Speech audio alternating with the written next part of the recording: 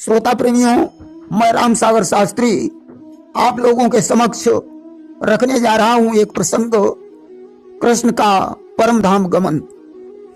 देखिए, काफी दिनों तक राजकाज देखने के पश्चात एक दिन भगवान कृष्ण ने परम धाम जाने का विचार किया कि नारद से कहने लगे, यहाँ कृष्ण भगवान ऋषिवर पूरा हो चुका अपना अनुसंधान। भगवान कृष्ण ने नारद से कहा, देवर्षि, जिस काम के लिए मैंने पृथ्वी पर अवतार लिया वह कार्य पूरा हो चुका है। मुझे गांधारी ने श्राप दिया था कि जिस तरीके से मेरे 100 पुत्रों का विनाश हुआ है उसी तरीके से सारा यदुवंश तुम्हारी आंखों के सामने विनष्ट हो जाएगा और तुम उस विनाश को रोक नहीं पाओगे।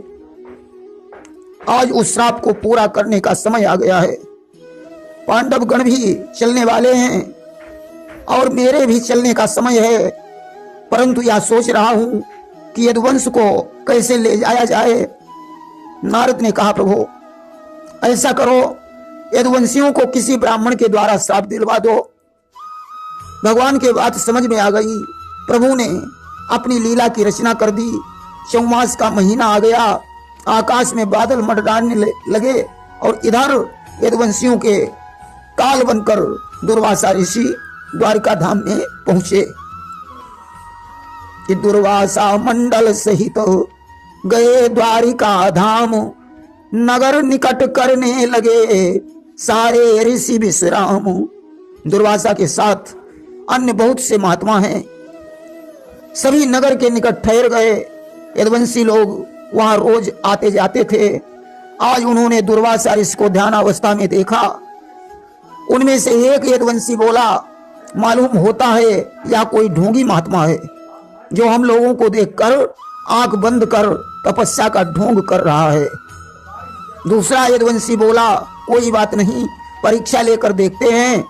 आज जामवंती के पुत्र सांब के पेट पर लोहे की कढ़ाई बांध दी और दुर्वासा से पूछा कि हे देव, हमारे साथी की ऐसी हालत मुद्दत की है और इसके पेट में बताओ तो लड़का है अथवा लड़की है।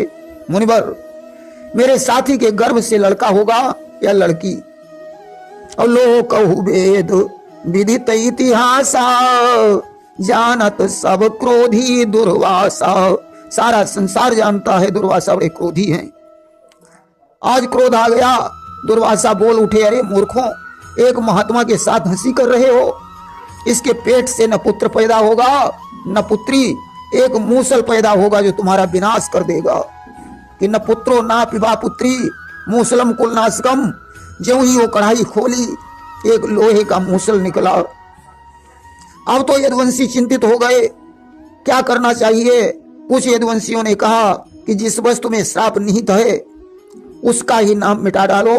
आज उन्होंने उस मूसल को ले जाकर सिंधु के तट पर घिस डाला। जो शेष भाग बचा उसे समुद्र में डाल दिया और कण कण से पैदा हुई वहीं त्रिधारा आकाश, घास रूप में आ गया यदुवंश का विनाश। उसकी रेत से पटेरा नामक घास उत्पन्न हुई और जो शेष भाग उन्होंने फेंक दिया था उसे एक मछली निकल गई। जरा नामक बहेलिया उस मछली को पकड़ लाया, उसके पेट से वह लोहा निकालकर फर बनवाया। देखिए, उद्धव जी समझ गए कि अब यदुवंशियों का विनाश होने वाला है, इसलिए वे बद्रिका धाम को चले गए। कि उद्धव ने यदुवंश का वह भविष्य अनुमान किया, बद्रिका धाम को उसी समय प्रस्थान। एक दिन की बात है, यदुवंशियों ने खूब मदिरा पान किया, समुद्र में स्नान करने लगे। स्नान करते समय एक दूसरे के ऊपर पानी फेंकने लगे। अब तो आपस में युद्ध होने लगा। पहले शस्त्रों से युद्ध हुआ, जब शस्त्र टूट गए तो वही पटेरा नामक घास से एक दूसरे के ऊपर वार करने लगे। अस्त हुआ क्या कि बस उसी त्रिधारा के द्वारा एक का एक पर वार हुआ।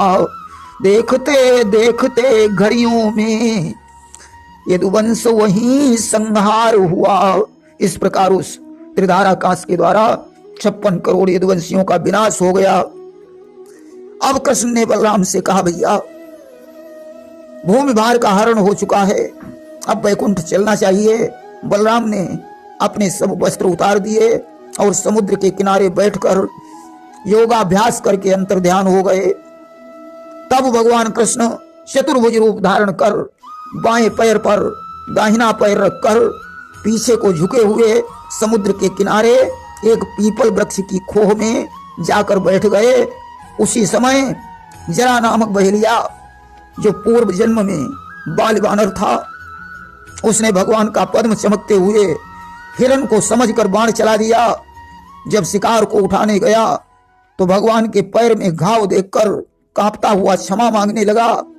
भगवान ने हंसकर कहा, जरा इसमें तुम्हारा कोई दोष नहीं है, यह सब मेरी इच्छा से हुआ है कि साईं के दरबार में बदला कहीं न जाए। मैंने राम बनकर छुपकर तुम्हारे बाण मारा था, तुम वही बाली हो, तुमने जरा बनकर आज मेरे बाण मारा, इसलिए हिसाब किताब बराबर हो गया। तुम्हारे लिए वैकुंठ से विमान आ रहा है, उस पर बैठकर तुम स्वर्ग को प्रस्थान करो। आज दिव्य रूप धारण कर जरा नामक बहेलिया विमान में बैठकर स्वर्ग को चला गया। उसके जाने के बाद भगवान कृष्ण का सारथी दारुक उन्हें ढूंढते ढूंढते उसी जगह पर पहुंच गया। ज्यों ही उसने रथ खड़ा किया त्यों ही घोड़ों के सहित रथ आकाश में चला गया। भगवान ने कहा, दारुक तुम द्वारिकापुरी में जाकर वसुदेव देवकी से कहना कि अब द्वारिकापुरी समुद्र में बह जाएगी, इसलिए सभी लोग सब वस्तुओं को लेकर अर्जुन के साथ हस्तिनापुरी चले जाओ। और अर्जुन से कह देना कि वह मन में कुछ चिंता न करे, मेरे गीता में कहे गए उपदेश को ध्यान में रखकर मेरा स्मरण करे, मेरे भजन से उसको मुक्ति हो जाएगी। दारुक रोता हुआ द्वारिका को चला गया। उसी समय प्रभु के शरीर से बिजली के समान तेज निकला और इस प्रकार वे वैकुंठ लोक को चले गए। उधर दारुक सारथी ने द्वारिका में पहुंचकर यदुवंशियों के मरने और कृष्ण बलराम के वैकुंठ जाने का समाचार सुनाया। वसुदेव उग्रसेन सहित सभी लोग रोते हुए समुद्र के किनारे प्रवास क्षेत्र में आए, जहां यदुवंशियों के मृतक शरीर पड़े हुए थे। जब वहां उन्होंने बलराम कृष्ण को नहीं देखा तो वसुदेव देवकी ने उनका स्मरण करते हुए अपने प्राण छोड़ दिए। रुक्मिणी, सत्यभामा, सत्या, कालिंदी, जामवंती और मित्र बिंदा आदि जो कृष्ण की 8 पटरानियां थीं, चिता बनाकर सती हो गईं। उस समय अर्जुन भी वहां पहुंच गए और दारुक के मुख से श्री कृष्ण का संदेश सुना। तब सब लोगों ने अपने अपने घर वालों का दाह संस्कार किया। जिनके कुल में कोई नहीं था उसका दाह कार्य अर्जुन ने किया।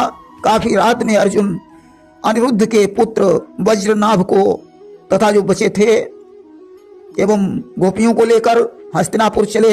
रास्ते में भीलों ने आक्रमण कर दिया, गोपिकाएं छीन ली कि मनुज नहीं बलवान है, समय हो तो बलवान, भीलन लूटी गोपियां, सोई अर्जुन सोई बान।